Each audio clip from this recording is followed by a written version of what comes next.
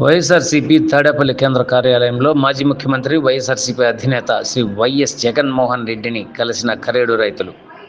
నారా చంద్రబాబు నాయుడు ప్రభుత్వం బలవంతంగా భూములను లాక్కోవాలని చూస్తుందంటూ ఫిర్యాదు చేశారు. పచ్చని పంట పొలాలను లాక్కుంటే మా పరిస్థితి ఏంటంటూ ఆవేదన వెలుబుచ్చారు.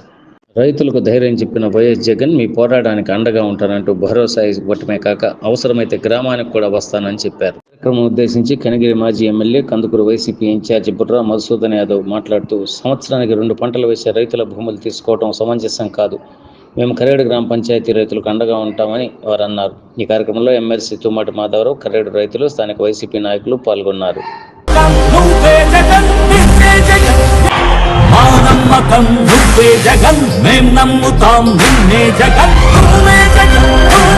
పచ్చని పొలాలు, సంవత్సరానికి 2 పంటలు పండే పొలాలని సడన్ గా వచ్చేసి రైతుల దగ్గరకు వచ్చి ఆ పొలాన్ని మేము తీసుకుంటున్నాం, అక్విజిషన్ చేస్తున్నాం, నోటీసులు ఇవ్వటం, రైతులందరూ కూడా ఆందోళనతో రోడ్డెక్కి ఇది ఎక్కడ అన్యాయం అని చెప్పేసి మాట్లాడడం జరిగింది.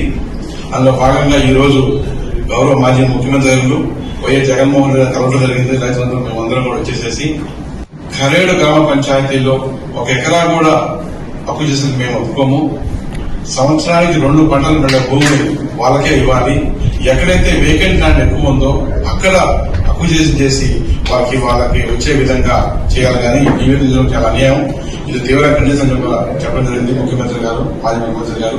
ముఖ్యంగా ఎవరైతే ఇండో సోలార్ కంపెనీ ఉందో వాళ్ళకి ఆల్రెడీ మా హయాంలో మేము పొలం ఇవ్వడం జరిగింది, వాళ్ళ దగ్గర 500 కోట్ల డబ్బులు తీసుకుని రైతులకు ఇవ్వడం జరిగింది.